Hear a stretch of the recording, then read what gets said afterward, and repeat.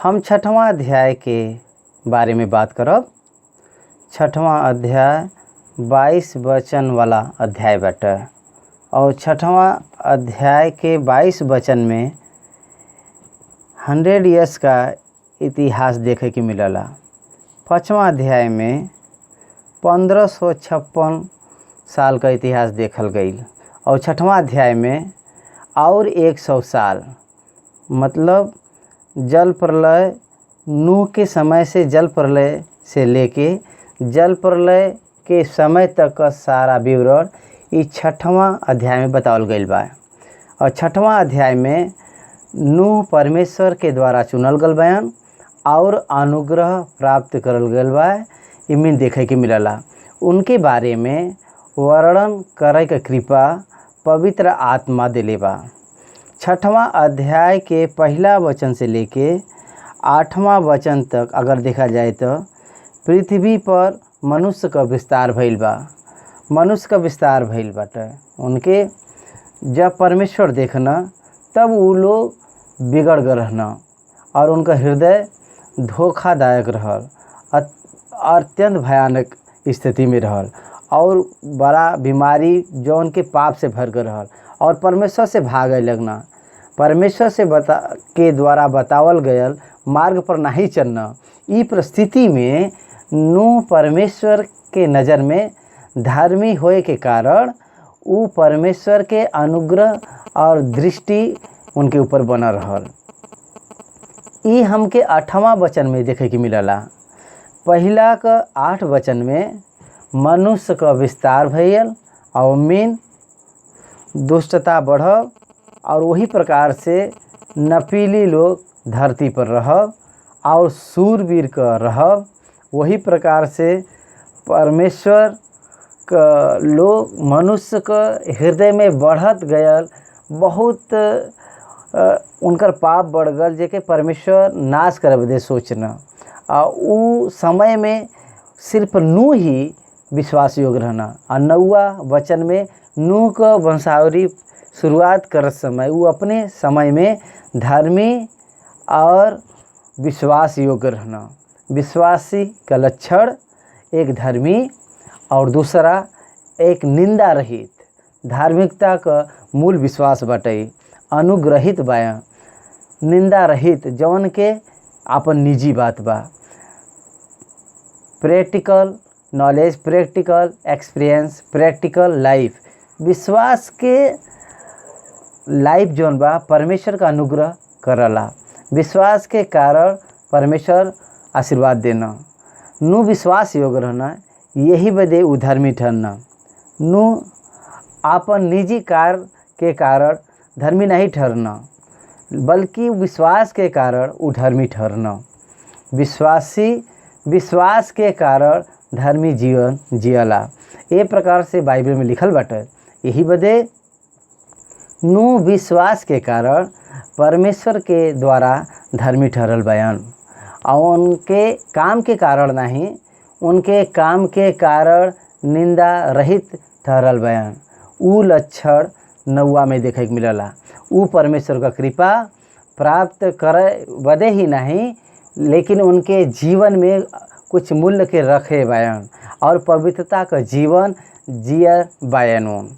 परमेश्वर जब लोगन के देखना तो मनुष्य अपने चाल चलन में बिगड़ गए रहल और अपन चाल चलन बिगाड़ के मनुष्य अपन चाल चलन के बिगाड़ के बिगड़ल हुए देखना। तब परमेश्वर नूह से कहना सब प्राणी के अंत करे का प्रश्न हमरे सामने आ गल बाटे। काहे बदे के उनके कारण पृथ्वी पर उपद्रव से भर गईल बा।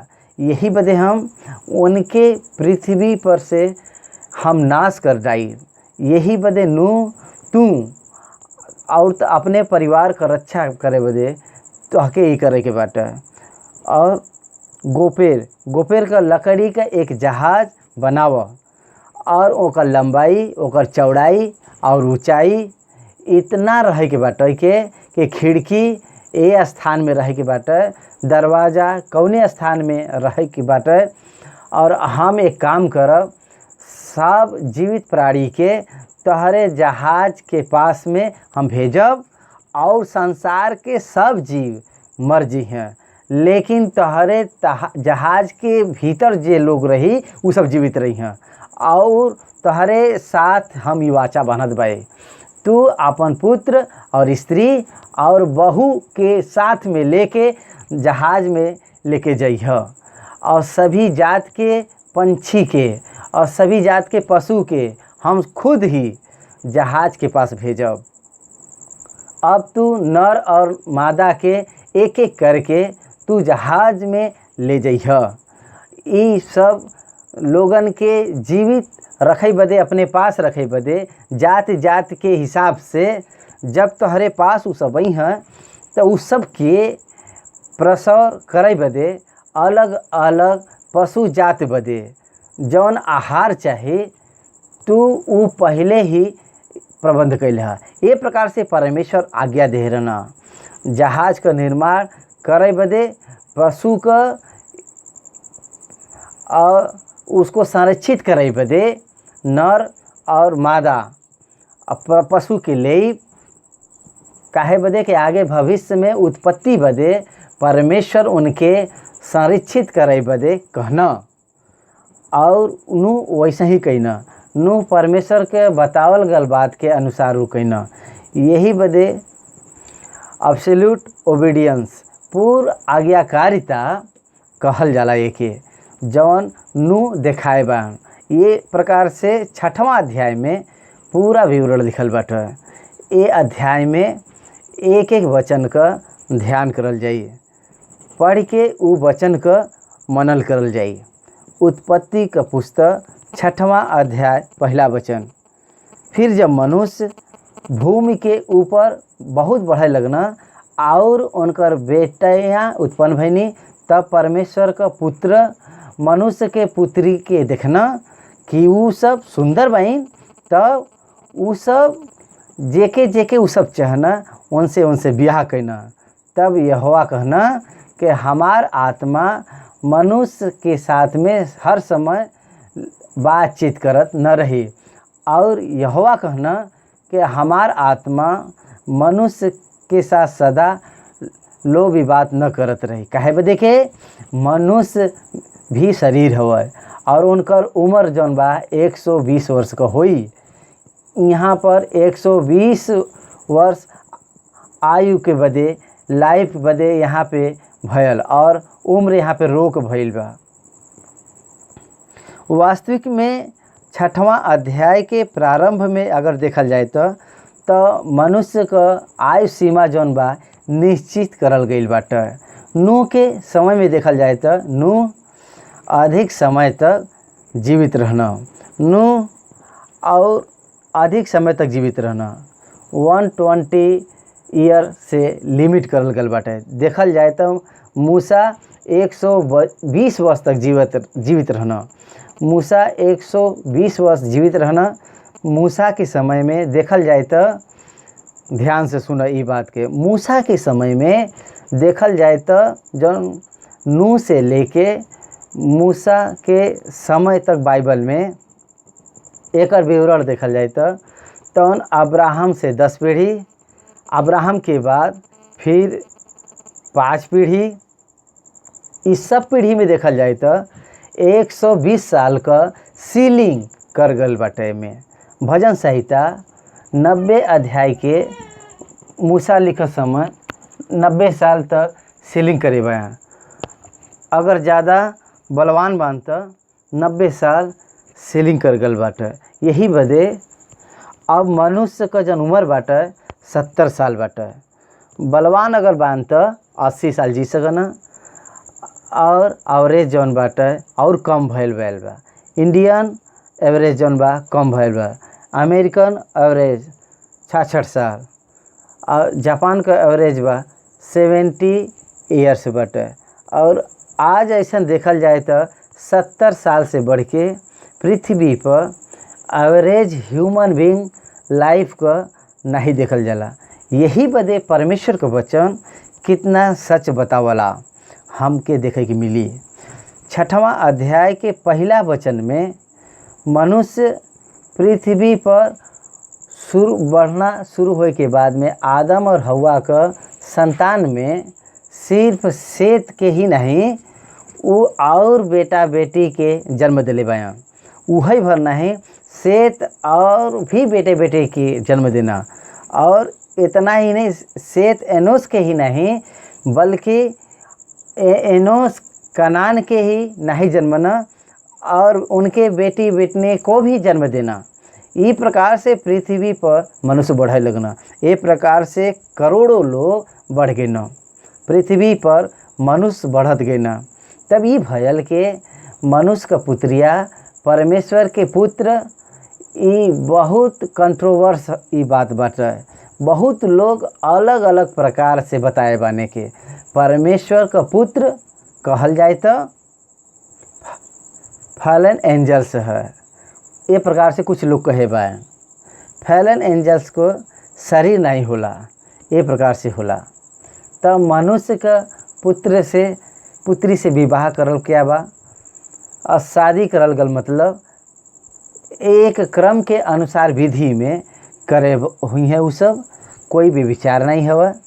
शादी का अर्थ जौन बाटे इन फॉलन एंजल्स पाप के कारण निकालल गल बयान। उ सब काहे बदे क्रम अनुसार विधि पवित्र विधि का पालन करी हैं, फिर भी उनके पास में शरीर नहीं बाटे। यही बदे हमके वो प्रकार से नहीं समझे के बाटे। दुष्ट आत्मा है, स्पिरिट विंग्स है, सब फिजिकल बॉडी नहीं होला। यही बदे परमेश्वर का पुत्र मतलब विश्वासी है। मनुष्य का पुत्रियाँ मतलब मनुष्य के संबंध से जन्मल गई हर एक स्त्री के मनुष्य का पुत्री कहल जाला, मनुष्य का पुत्री कहल जाला। विश्वासी पुरुष अविश्वासी स्त्री से विवाह करल गई। पवित्र पौलुस स्पष्ट रूप से कहे बयान, विश्वासी एक विवाह से करल चाहिए, नहीं तो अविश्वासी का प्रभाव विश्वासी के ऊपर पड़ी। ये प्रकार से कहे बयान अवैधता भयल और विश्वासी लोग अविश्वासी के शारीरिक सुंदरता की ओर में आकर्षित होई के उनसे विवाह करके और विवाह के प्राथमिकता दे के विश्वास छोड़े के कारण अवैधता शुरू भइल बा। अवैधता ई प्रारंभ भइल बा। विश्वासी से विवाह करे एक विशेष क्रम बाटे। तो विश्वासी अविश्वासी से विवाह करे के कारण उ क्रम छूट गईल बा, उ अवैधता हवा। यही बदे अवैधता में मनुष्य भी शरीर हवा। विश्वासी होए के बाद भी शरीर डोमिनेट करे के वजह से शरीर के प्रमुखता देवल गल बाटे, सुंदरता के प्रमुखता देवल गई। विवाह में विश्वास प्राथमिकता को देवे वाला लोग विविध बात के प्राथमिकता देवे पर उनके जीवन में अवैधता का निर्माण एक उदाहरण बा। यही बदे उ समय में उनकर अवैधता में मनुष्य शरीर हवा। यही बदे अब हमार आत्मा मनुष्य से हर समय बातचीत करत न रही। ये प्रकार से परमेश्वर कहे बयान, परमेश्वर कभी भी मनुष्य से हमेशा बातचीत करे वाला नहीं है। यही बदे उनकर एक एज जौन बाटे लिमिट के ना। ओकरे बाद में उत्पत्ति का पुस्तक 6वां अध्याय 4 वचन से हम मनल करब। उ दिन में नपीली लोग रहना और बाद में लिपि लोग रहना। और ओकरे पश्चात जब परमेश्वर का पुत्र मनुष्य के पुत्री के पास में गई ना, तब उनके द्वारा जौन संतान उत्पन्न भई ना, उ पुत्र शूरवीर भई ना, जिनकर कीर्ति प्राचीन काल से प्रचलित बाटे। गिनती का पुस्तक 13वां अध्याय के 33 वचन में बलवान ऊंचे कद वालन नपीली जाति के लोगन के बारे में लिखल बाटे। मतलब नपीली जाति वाला अनाकाल के देखे बा। इसराइली लोग उनके बारे में बात करते हुए कहे बयान कि हम अपने दृष्टि में उनके सामने एक टिड्डे के समान दिखाई दिला, और ये प्रकार से उनके दृष्टि में मालूम भी पड़ता बाई। अलंकार भाषा का यहाँ पर इस्तेमाल करल गईल बा। ऊंचा कद वाले, यही बदे रब्बा नाम का व्यक्ति का ऊंचाई कम से कम 30 फीट तक रहल। यही बदे ये ऊंचा कद वालन किस प्रकार से जन्मना, इनका ऊपर बाइबल ज्ञान का बहुत कंट्रोवर्सीज बाटे। तो काहे बदे उनके जेनेटिकली बात करल गईल बा, उनके काहे विशाल शरीर मिलल बा।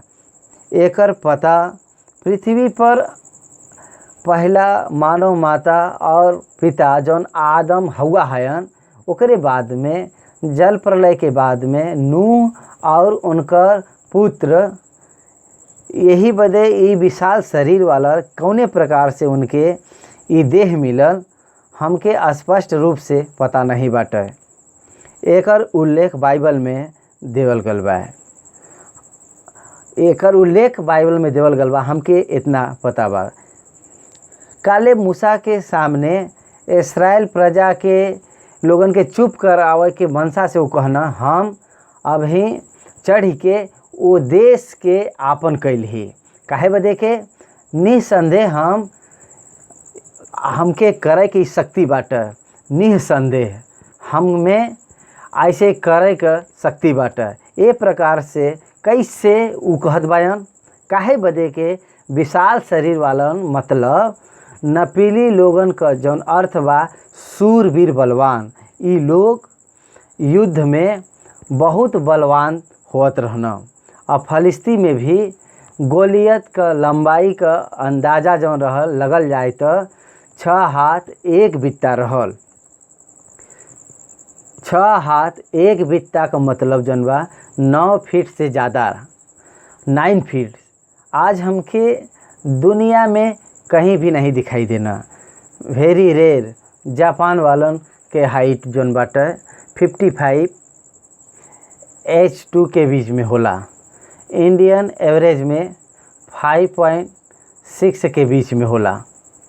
और ऊंचाई वाले देखल जाए तो 6.3, 6.4 मैक्सिमम इन इंडिया।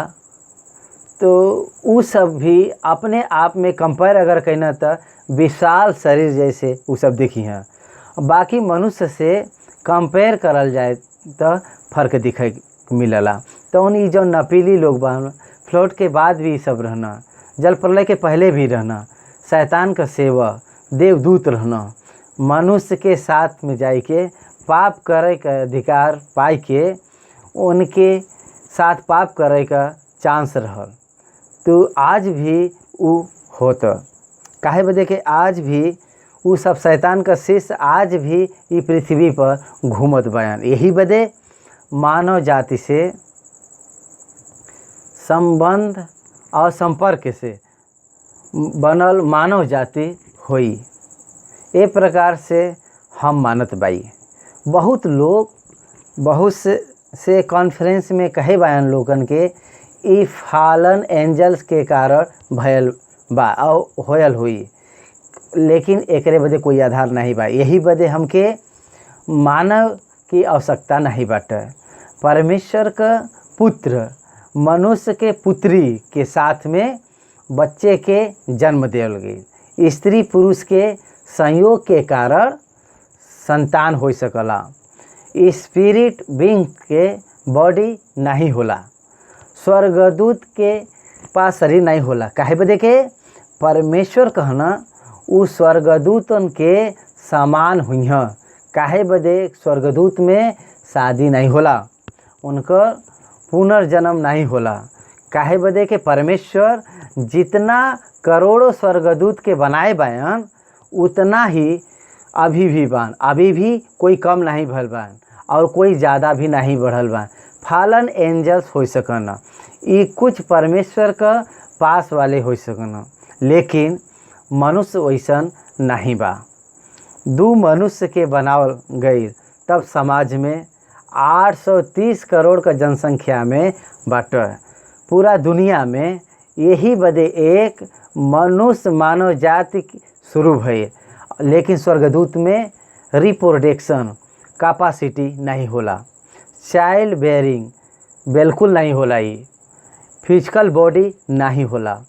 एकरे बाद में देह धारण करे का अधिकार नहीं बटे, देह धारण करे का अधिकार नहीं बटे। यही बदे हमके माने वाली बात ये बाटे के मनुष्य में रेस गो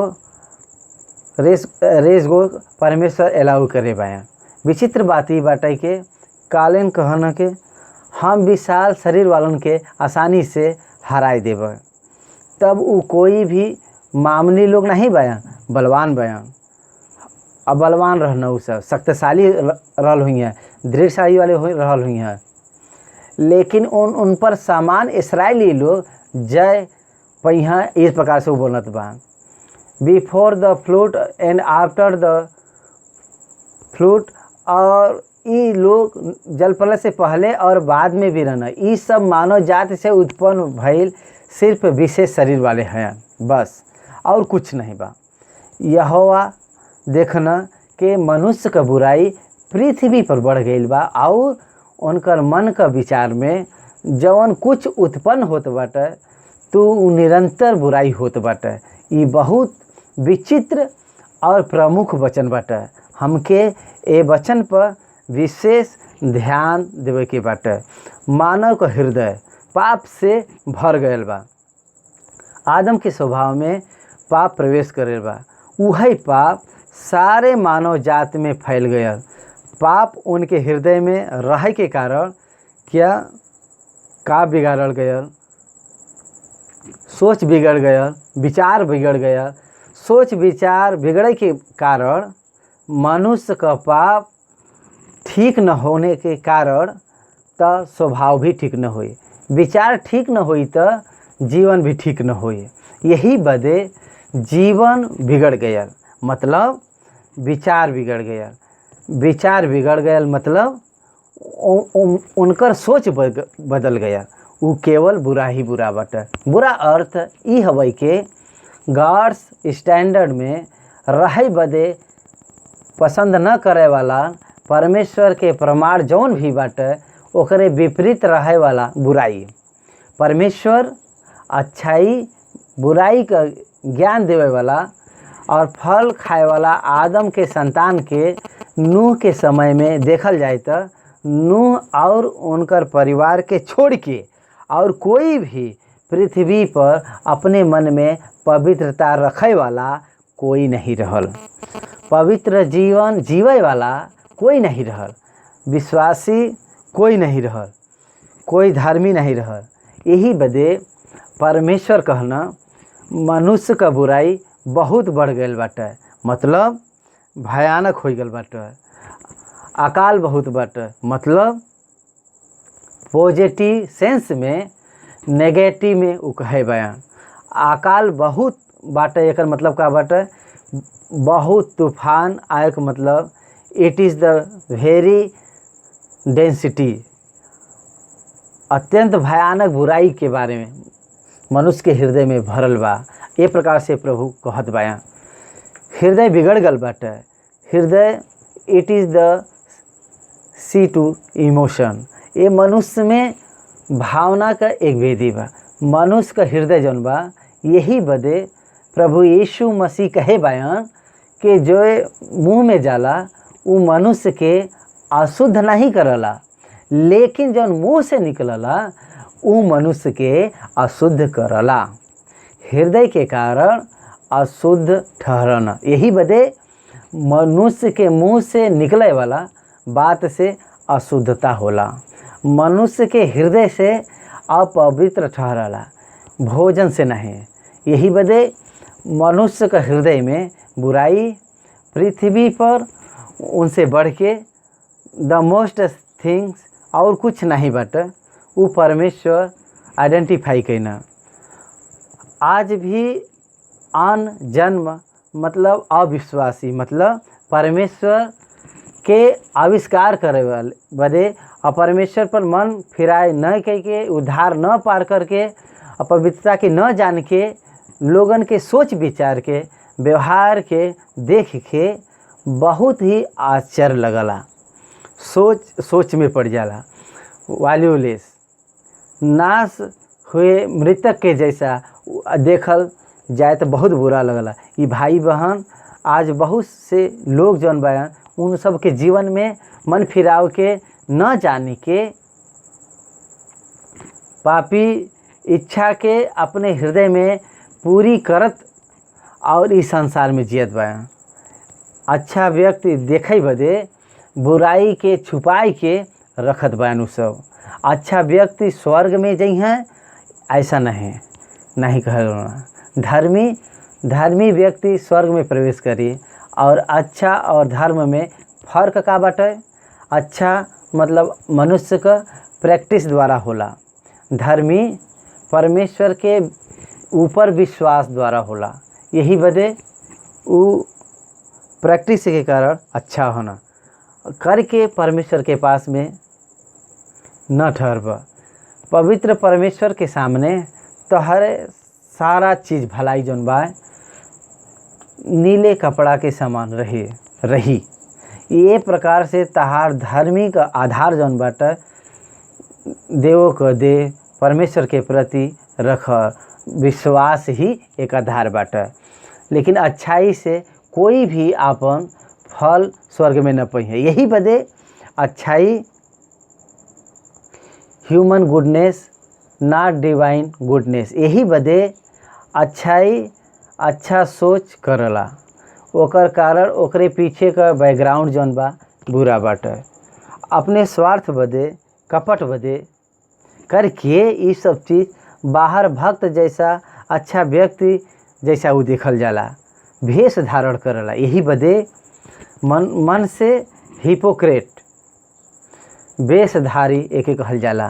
पृथ्वी पर परमेश्वर जब देखा न तो मनुष्य का बुराई भयंकर बाटे और उनका हृदय में सोच विचार में केवल हमेशा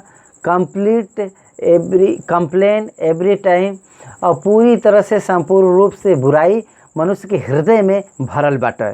ये प्रकार से परमेश्वर एक देख के कहना पृथ्वी पर मनुष्य पर बनावे से हम पछताइल बाई और मन में अति क्रोधित भइल बा। हाउ सैड इट इज़ उनकर हृदय और उनकर रूप।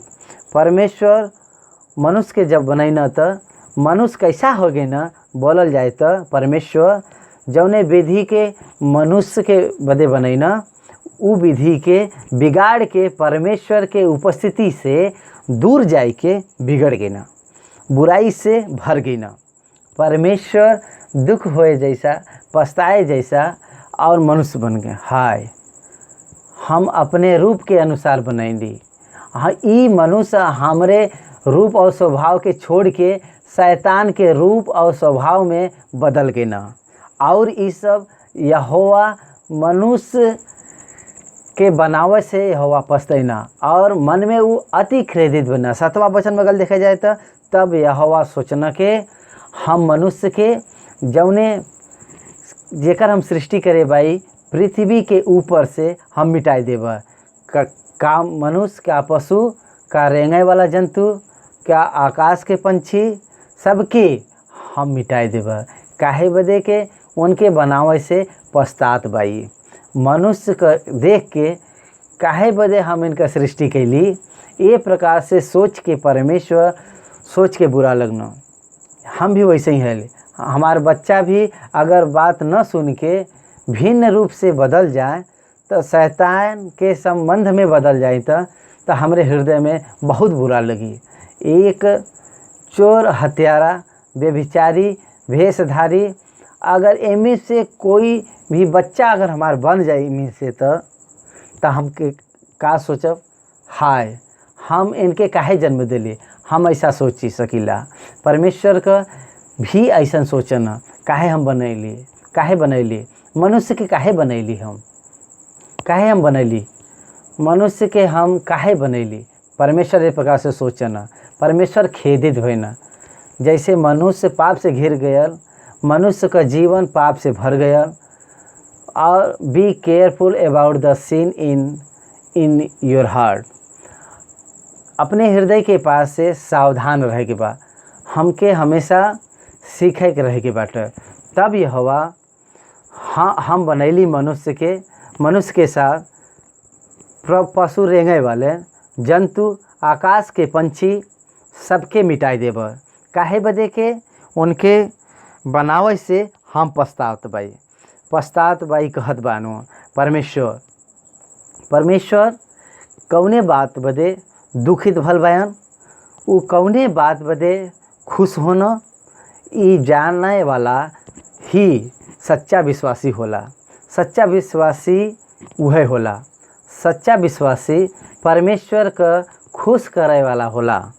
दाऊद उहो हत्यारा रहना, दाऊद उहो बेविचारी रहना, दाऊद उहो नाश भैना तो पर भी ई हमार हृदय के अनुसार चले वाला हन।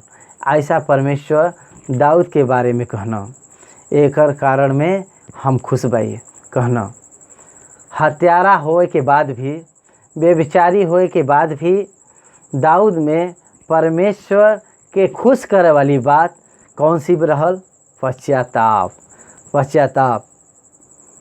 दाऊद अपने आप के परमेश्वर के अधीन कईना, स्वयं अपने पाप का अंगीकार कईना और अपने आप के मरे हुए कुत्ते के समान समझना और अपने आप के तुच्छ समझना और अपने आप के तुच्छ समझना और कहना कि हम का है के हमरे जैसा मनुष्य के याद करना।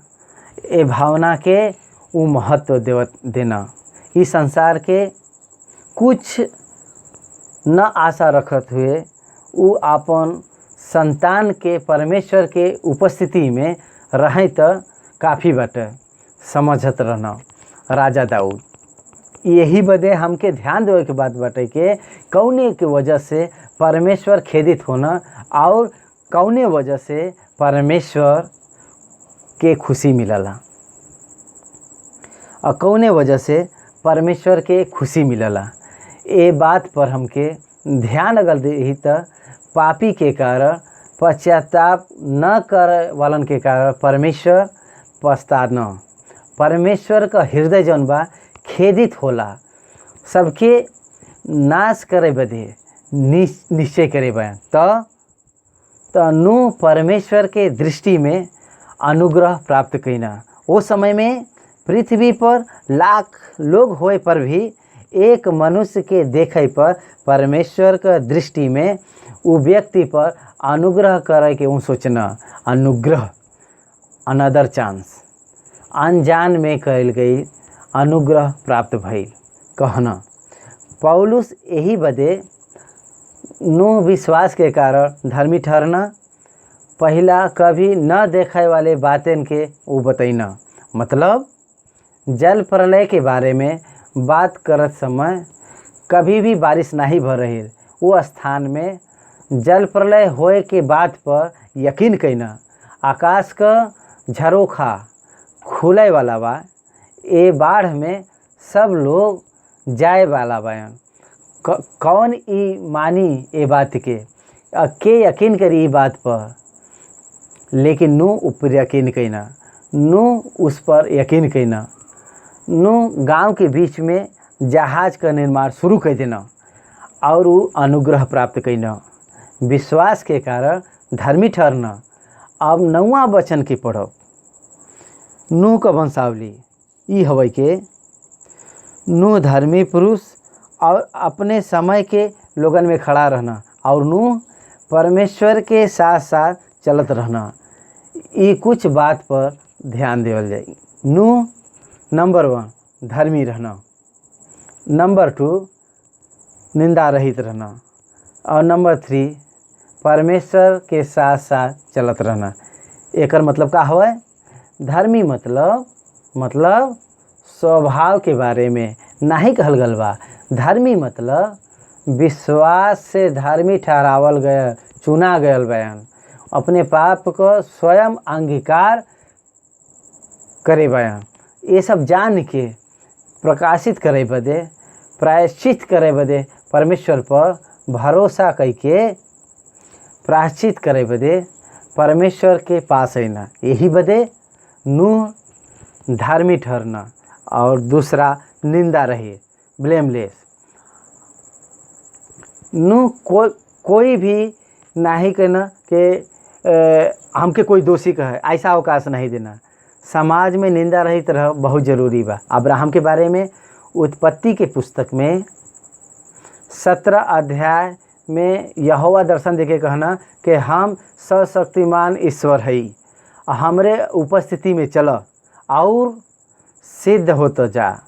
Don't give chance to anybody to blame you. आपके दोष देवे बदे कोई के मौका न द, जीवन जीवे के सीखे के बाटे। मतलब तू हर समय परमेश्वर के प्रति भक्ति भावना के साथ में जिए के बाटे। हमरे परमेश्वर हमके देखत बयान, हमारे जीवन के परमेश्वर देखत बान, ये विचार से हमके जीवन जिए के बाटे। हम परमेश्वर का संतान है, हम कौने प्रकार से परमेश्वर के विधि के विरुद्ध जाई के परमेश्वर के बदे अपमान का कारण बन सकीला, ये हमके सीखे के बाटे। नूह के जीवन से निंदा रहित जीवन जिए बा बहुत कठिन बाटे। यही बदे पौलुस बहुत स्पष्ट रूप से तीतुस के लिखत बयान कि उनको अध्यक्ष होए के कलेसिया का अध्यक्ष होए के कारण एक भंडारी के निर्दोष हो जरूरी बा। एक ही पति का पत्नी हो, एक ही लड़के वाला हो, और जिनके लुचपन और निरंकुशता का दोषी नहीं बाहर समाज में, other than out of the church. कलेसिया के बाहर गवाह बन के रहे के बा, कलेसिया के बाहर गवाह होए के बाटे, कलेसिया के बीच प्रमाणित होए के बाटे, कलेसिया के बीच अंगीकार और स्वीकृत पाए होए वाला बा। समाज में परमेश्वर बदे जियत समय किसी भी प्रकार का अपमानित वाला काम के छोड़ देवे के बाटे। और छोड़ देवे ही नहीं, अगर न छोड़ब तो वो परमेश्वर का संतान होए का गवाह न बन सकब। और तीसरा लक्षण परमेश्वर का साथ चलब। हनोक भी परमेश्वर के साथ चलना, walk with God. Walk with God means walk according to the word of God. एकर अर्थ हवा परमेश्वर के वचन के अनुसार चलब। परमेश्वर के वचन के अनुसार जीवन जीवत बात तब परमेश्वर के साथ चले वाला बनब। तब परमेश्वर के साथ चलब तो संसार के साथ चल न पैब। संसार से स्नेह परमेश्वर के विरुद्ध बाटे। विश्वास भी संसार में परमेश्वर के अनुकूल जीवन जिए से वो फल पाई हैं। परमेश्वर के साथ चले का अनुभव greatest walk with God is nothing but wearing cross. तू अपन क्रूस उठाई के हमरे पीछे चले के कहना। प्रभु यीशु मसीह यही बदे following God is nothing but bearing the cross. परमेश्वर के साथ चलब, परमेश्वर के पीछे चलब, मतलब यीशु के द्वारा चलल गए मार्ग पर चलब, मतलब क्रूस के मार्ग पर चलब। क्रूस के मार्ग में चलब का मतलब सकरे मार्ग में यात्रा करब। हर जगह में अपने आप के अधीन करब, बहिष्कृत करे का अनुभव एक छोटी बात नहीं बाटे, छोटी बात नहीं बाटे। परमेश्वर के साथ चलब छोटी बात नहीं बा। परमेश्वर के वचन के साथ चलब, परमेश्वर के कदम से कदम मिलाई के चलब छोटी बात नहीं बाटे। It is the not an easy to walk with God. ये कोई आसान बात नहीं है, ये बहुत आलोचना होला। परमेश्वर के पीछे चले पर समाज कुड़कुड़ाला। परमेश्वर के पीछे चले पर कुछ संदर्भ में अकेलापन सहे का समय आवला। परमेश्वर के पीछे चले पर we all should be careful. हम सबके बहुत सावधानी के साथ में परमेश्वर के पीछे चले के बाटे। नूह का 3 अच्छा लक्षण, पहला धर्मी, दूसरा निंदा रहित और तीसरा परमेश्वर के साथ साथ चलत रहना। ये लक्षण के साथ में 3 पुत्र के जन्म देना, तीनों विश्वासी रहना। द होल फैमिली वाज सेव, पूरा परिवार उद्धार पाएगा। तहार परिवार उद्धार पाएगा का? तू उद्धार पाएगा का? तहार पत्नी उद्धार पाएगा का? तहार बेटा या बहू लोग उद्धार पाएगा का? तहार जितना भी परिवार बा का उद्धार पाएबन का? नूह 500 साल जिए के बाद सेम, हाम, एपेत के जन्म देना। अगर तू ध्यान देता 950 साल वो जीवित रहना। जल प्रलय के बाद 300 साल जीवित भइना, ओकरे बाद में 350 साल जीवित रहना। उसी प्रकार से नूह अपने लाइफ में निंदा रहित रहना। नूह के लाइफ में एक ब्लैक स्पॉट जल प्रलय के बाद दाख मधु पिए के बाद उनके धर्मी ठहरायल गए। हर मनुष्य पाप से भरल होला, हर पाप के कारण वो पैदा होला और पाप के साथ वो पैदा होला। भजन संहिता 101 में भजनकार कहला कि हम अपने माता के गर्भ से ही पाप के कारण जन्म ले भाई। मतलब आई एम सिनर बाई बर्न, हम जन्म से ही पाप स्वभाव के साथ जन्म ले भाई। हम धर्मी नहीं भाई, अपवित्र है। ये जागरूकता हवा। यही बदे परमेश्वर के साथ में चल के बेटा के जन्म देना, 3 बेटा के जन्म देना। पृथ्वी पर मनुष्य परमेश्वर के नज़र में बिगड़ गल बया। पृथ्वी दुष्टता से भर गई बाटे। पृथ्वी पर जब परमेश्वर देखना तो नाश हो करे बदे पूरा मनुष्य आपन मार्ग बिगाड़ दिले बयान। सब मनुष्य लोग आपन चाल चलन बिगाड़ दिले बयान। उत्पत्ति का पुस्तक 6वां अध्याय 9वां वचन के अगर देखल जाए तो ध्यान दे तो नूह का वंशावली हवे। नूह धर्मी रहना, अपने समय में निंदा रहित रहना। नूह परमेश्वर का साथ साथ चलत रहना। सेम, हाम और यापेत 3 बेटा के वो जन्म देना। पृथ्वी परमेश्वर के दृष्टि में बिगड़ी बाट। ये पृथ्वी दुष्टता से भरिल बाट। परमेश्वर पृथ्वी के देखना तो वो नाश हो देखत बा। पृथ्वी पर सब मनुष्य अपने चाल चलन में बिगड़ गल बा।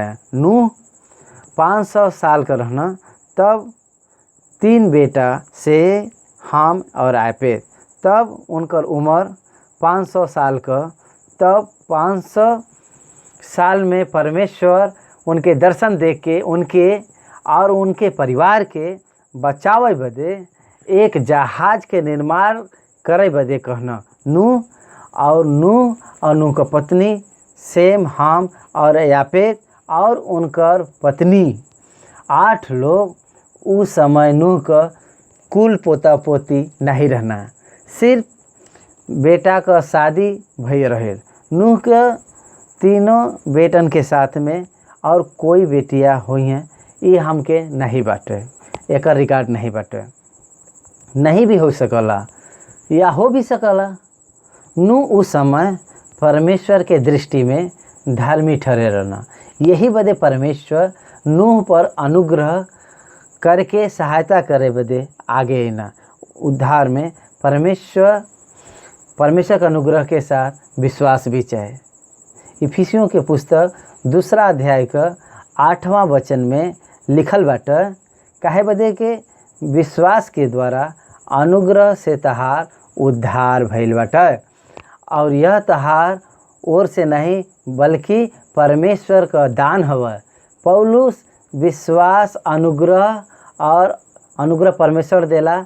यूहन्ना 1 अध्याय 17 और 18 वचन में लिखल बा, यही बदे के व्यवस्था तो मूसा के द्वारा देवल गई, लेकिन अनुग्रह और सच्चाई यीशु मसीह के द्वारा पहुँचिल बा। उद्धार का कारण अनुग्रह परमेश्वर से मिलला, उद्धार का कारण अनुग्रह परमेश्वर से ही मिलला। इब्रानियों का पत्री 12वां अध्याय में देखल जाए तो विश्वासी के बारे में बतावल गल बाटे। ये विश्वासी लोग सभी परमेश्वर के वचन से मिले वाला विश्वास के पाए गए। रोमी का पुस्तक 10वां अध्याय 14 वचन में सुने से विश्वास बढ़ला। इब्रानियों का पुस्तक में 12 अध्याय के 2 वचन में बहुत ही स्पष्ट रूप से लिखल बाटे, तू और विश्वास के करता और सिद्ध करे वाला यीशु मसीह है, लिखल बाटे। विश्वास का करता, द creator of the faith is the word of God. यीशु मतलब वर्ड ऑफ गॉड, वचन के द्वारा विश्वास मिलला। यही बदे विश्वास और अनुग्रह दोनों परमेश्वर दिले हुए हैं। तब मनुष्य का व्यक्तिमत्ता के कारण ये दो मनुष्य के मिलला। वही प्रकार से हम्बल हार्ट, वो प्रकार से शांति समाधान नरम हृदय वाला नूह, यही बदे उनके परिवार के अनुग्रह मिलल बाटे। उद्धार पायल व्यक्ति नया जीवन पावल बा। कठिन हृदय, नरम हृदय, कठिन हृदय दान पीसे वाला पत्थर जैसा कठिन होला। अविश्वासी का हृदय पाप के कारण कठिन हो जाला। नरम हृदय मांस का होला, नरम हृदय विश्वासी का होला। ओमिन कठोरता बदे कोई जगह नहीं होला।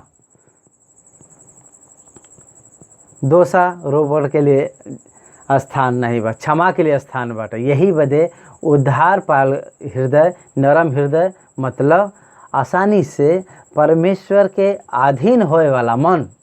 नूह परमेश्वर के अधीन होए वाला व्यक्ति है। नूह परमेश्वर के अधीन होए से पहले परमेश्वर पर विश्वास करे वाला रहना।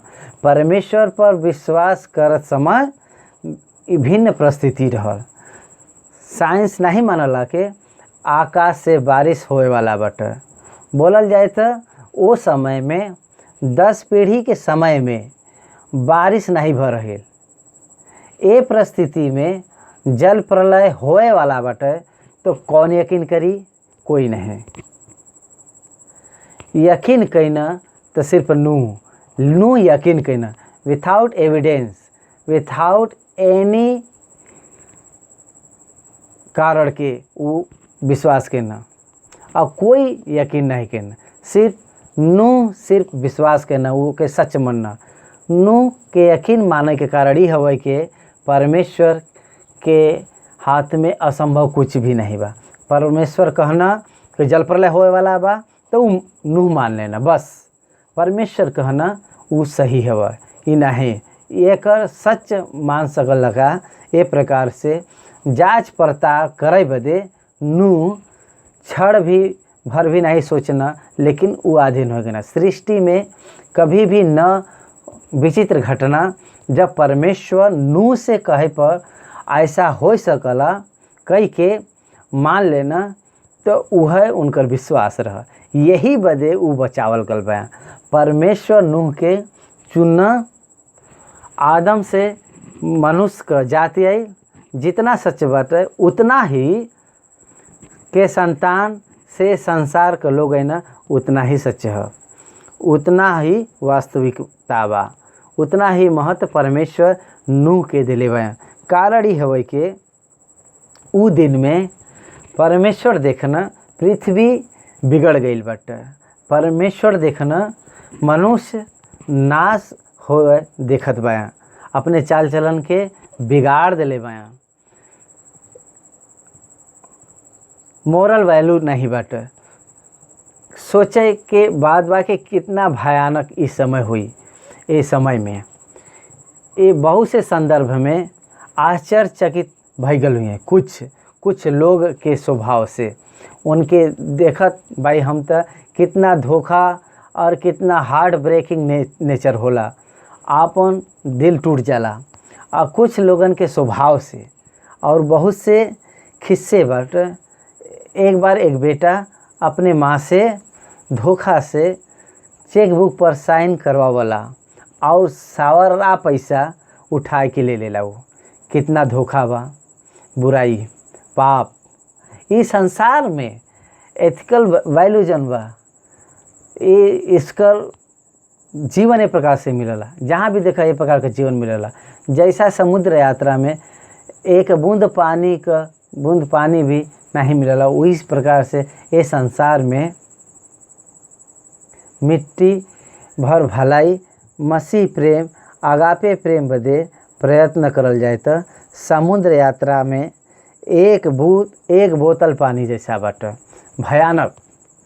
भयानक मनुष्य के हृदय भयानक होला।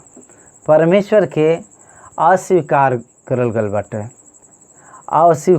गल बाटे मनुष्य के हृदय यहाँ अभी भी यीशु मसीह के मनुष्य के रूप में भेजल गया। कहल जाए तो पक्षी अपने पंख के नोच ले जैसे सबूत बा का प्रमाण बा का ऐसे कहल जाला। बतावे जा वाला सत्य के न मान के बातें बनावे वालन बहुत होना।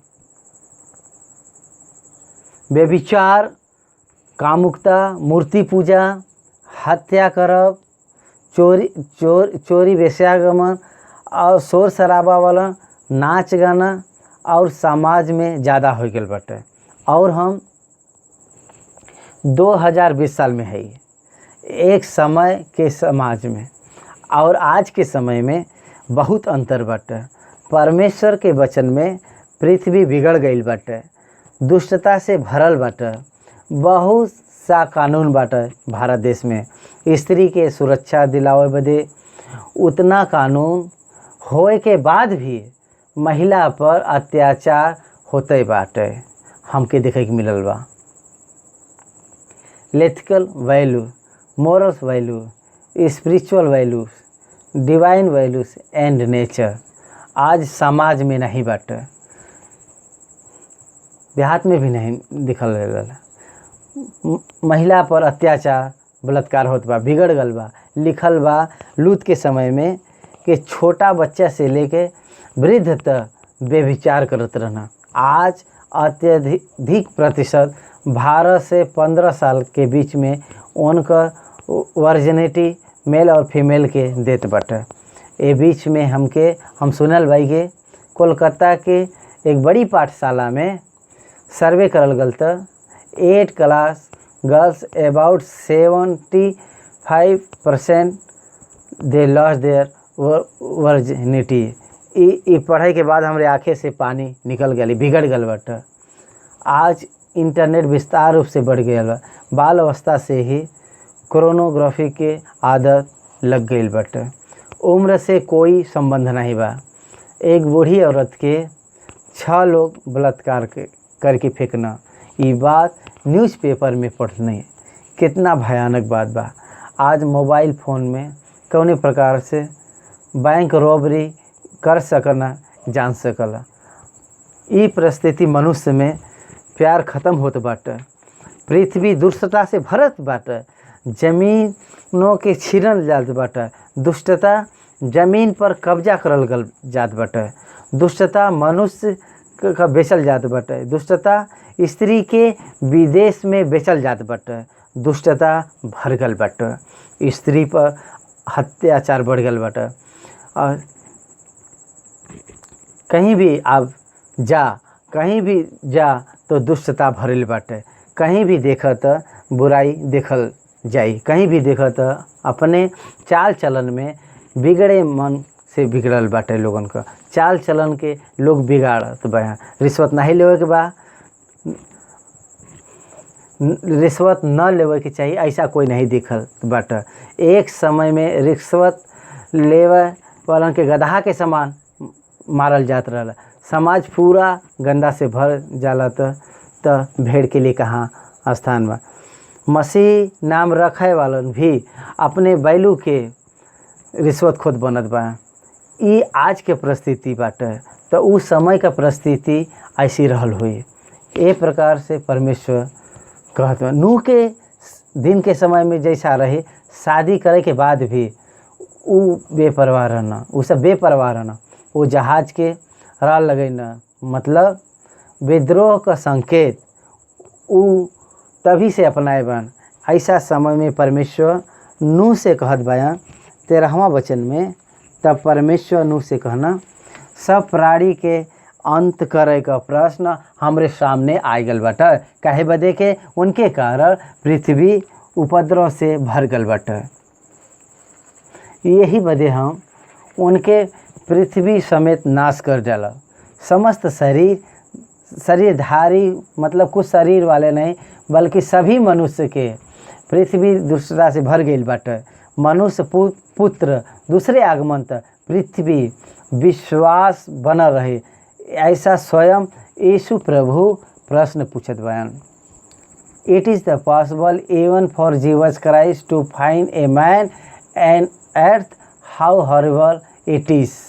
कितना भयानक बात बाटे के कि प्रिय भाई बहन, परमेश्वर का वचन आप बात के खंडित करला। पापी को से प्यार करे वाला परमेश्वर उनके नाश करे बदे परमेश्वर निर्णय लेत बा। हमारे उपस्थिति में उनका नाश होए के बा, याद रखे के बा। परमेश्वर पाप के साथ राजी नहीं होना, पापी के माफ़ी करना, पाप के खंडित करना, पाप बदे दंड देना और दुष्टता से भरे हुए पृथ्वी उनके उपस्थिति में नाश करे का निश्चय करल गई बाट। देखा पृथ्वी के समेत नाश कर डाला। गोपेर के वृक्ष से तुम जहाज का निर्माण करो। जहाज के भीतर और बाहर रायल लगायल है। रायल मतलब तार, ONGC कारखाना भल हुई। जहाज ए प्रकार से बनाए के बाटे। जहाज बनाओ के विधि बाटे कि जहाज के लंबाई 300 हाथ, चौड़ाई 50 हाथ और ऊंचाई 30 हाथ का होए। 300 × 15 नॉट 30 फीट, मतलब लगभग 3 मंजिल। 100 हाथ चौड़ाई, 100 हाथ लंबाई, 50 हाथ। ये बहुत बड़ा जहाज एकर निर्माण करत के बाटे नूह का पत्नी और 3 बेटा और उनकर पत्नी लोग। उ सब लोग मेहनत करे बा। कितना मुश्किल होई ये सब, एक बार सोचे के बात बार। 110 दिन जहाज में रहे वाला रहना। उ सब परमेश्वर समय के बताए बिना ही उ सब भोजन का प्रबंध करे बदे कहना। भोजन का प्रबंध उ सब कर लेना हमके देखे के मिलला। जहाज में उ सब 1 साल 10 दिन रहना। 40 प्रचंड दिन, 40 दिन पूरा दिन और रात बारिश के आवे जैसा परमेश्वर जल प्रलय का वाचा देना। जहाज के कौने तरह से बने के बाटे 16वां वचन में कहे बा। जहाज में एक खिड़की बनी है और ओकर एक हाथ ऊपर से ओकर छत बनी है और जहाज का एक अलग में एक द्वार रखा है और जहाज में पहला, दूसरा और तीसरा खंड बनी है। 3 फ्लोर्स में पृथ्वी पर जल प्रलय करके सब प्राणी के जिए बदे, जीवन के आत्मा बदे आकाश के नीचे से नाश करे पर है हम। और जो भी पृथ्वी पर बाटे सब मर जाए और जहाज के भीतर कोई न मरी, वो जीवित रही हैं। जहाज उद्धार सुसमाचार यीशु मसीह का प्रतीक हवा। उद्धार सुसमाचार मान के यीशु मसीह पर विश्वास करे वालन जहाज में सुरक्षित रहे वाला नूह का परिवार के जैसन बा। नूह पर जल प्रलय नहीं भय, लेकिन जहाज पर जल प्रलय भइल। यीशु मसीह पर, मनुष्य पर पाप का बोझ पड़ल बाटे। यीशु मसीह के द्वारा ही वो पाप का अग्नि कुंड से बच पाई। वो आग यीशु के हड्डी के निरंतर जलावत बाटे, प्रज्वलित होत बाटे। यीशु मसीह के प्राप्त दंड से वो चुकायल गई वेतन से पाप का क्षमा हमके मिलल बाटे। पाप के कारण मिले वाला फल जौन बा मृत्यु है। वो मृत्यु यीशु मसीह के मिले के कारण हमके उद्धार मिलल बा। वही प्रकार से वो जहाज में रहे के कारण यीशु मसीह के द्वारा जे आई वो उद्धार जौन आई, वो जहाज में रहे वाला लोगन के यीशु पर अग्नि का कुंड, उसी प्रकार से जहाज पर जल प्रलय सुख हो तो मतलब सबके नाश करब, सब मरिह। बोलल जाए तो तहसे हमार वाचा हम बांधे रख, तू और तहार बेटा और तहार पत्नी तहार बहू लोग परमेश्वर कहना ओ जहाज में प्रवेश कर और तहरे साथे जीवित रखे बदे सब जीव जंतु के मतलब सब शरीरधारी सभी जाति से दो दो जोड़ा तहके जहाज में ले जाए के बाटे। ओमे नर भी होए के बा और मादा भी होए के बाटे। तू उनके जीवित रखे बदे दो दो जाति का हिसाब से पशु में दो दो जात के हिसाब से, पक्षी में और दो दो जात के हिसाब से रेंगने वाला जंतु में से हर जात में से दो दो के हिसाब से उ तहरे पास अइहा और वह अइहा तहरे पास। तहके लेके आवे के जरूरत नहीं बाटे, वह तहरे पास खुद अइहा। उ जहाज में प्रवेश करी हैं और जहाज में परमेश्वर खुद प्रवेश करवाई हैं और हम खुद ही उनके लेके आई। कहत बयान परमेश्वर तू जहाज में लेके जा, जहाज तक लेके आवे का काम हमार हवा, तो तू उनके बचा के रखे तक उ जाति के हिसाब से पृथ्वी पर सारे पक्षी और जानवर में से दो दो के हिसाब से जी जो तहरे पास में आई खाए बदे हर एक प्रकार का भोजन तू अपने पास में रखा। उ तहरे बदे और उनके बदे एक आहार बनी, तहरे बदे और उनके बदे भोजन होई। यही बदे परमेश्वर नूह परिवार बदे वो समय तक शाकाहारी भोजन दिलावत रहना।